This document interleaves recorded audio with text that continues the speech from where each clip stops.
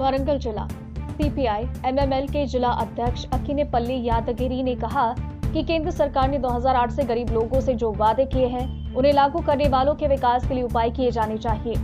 वारंगल में अग्नि function hall के सीपीआई एमएल लिबरेशन पार्टी महाजन सभा के जिला अध्यक्ष अक्किनेपल्ली यादगिरी ने अध्यक्ष थिम्पर भट्टाचार्य, शंकर मूर्ति, रमेश, राजा रोयला, राजू समया के जिला अध्यक्ष इंदिरा ने कहा कि जिले भर के सभी नेताओं ने कार्यक्रम में भाग लिया।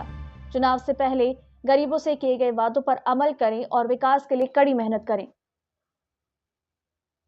बीजेपी ప్రభుత్వం 2014 నుంచి ఇచ్చిన ఎన్నికల హామీల్ని అమలు చేయాలని, అదేవిధంగా రాష్ట్రంలో కాంగ్రెస్ ప్రభుత్వం కూడా 6 గ్యారెంటీలు అని చెప్పడం జరిగింది.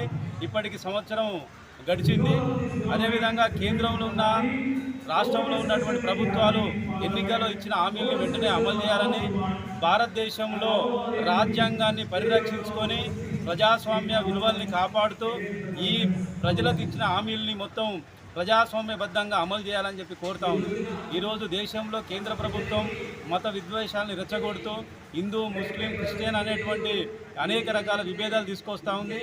ఈ మత ఘర్షణని కాకుండా, మత విభేదాలని కాకుండా భారతదేశంలో అనేక మంది నిరుద్యోగులు ఉద్యోగాలు లేక, ఉపాధి లేక ఇబ్బంది పడుతూ ఉన్నారు. అదేవిధంగా అనేక మంది చదువుకున్న యువత నిరుద్యోగులుగా ఉన్నారు.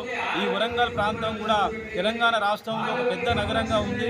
ఇక్కడ ఉపాధి కల్పించడానికి పరిశ్రమలు ఏర్పాటు చేయాలని ఉద్యోగ అవకాశాలు కల్పించాలని అదేవిధంగా ఇక్కడ ఉన్నటువంటి అనేక మంది కిరాయి ఇళ్లలో ఉన్నటువంటి వాళ్ళందరికీ ఇళ్ల జాగాలు ఇచ్చి ఇందిరమ్మ పథకంలో రాష్ట్ర ప్రభుత్వం కూడా ఇల్లు నిర్మించి ఇవ్వాలని సిపిఐఎం లిబరేషన్గా డిమాండ్ చేయడం జరుగుతుంది.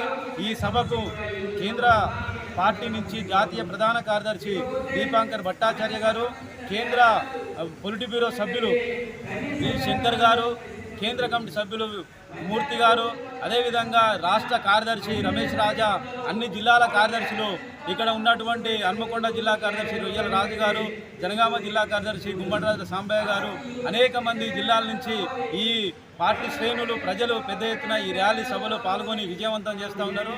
భవిష్యత్తులో రాష్ట్ర ప్రభుత్వం కానీ, కేంద్ర ప్రభుత్వం కానీ ఈ హామీల్ని అమలు చేయకపోతే పెద్ద ఎత్తున ప్రజల్ని సమీకరించి ఆందోళన, పోరాటాలు ఉధృతం చేస్తామని తెలియజేస్తున్నా. నా పేరు అక్కినేపల్లి.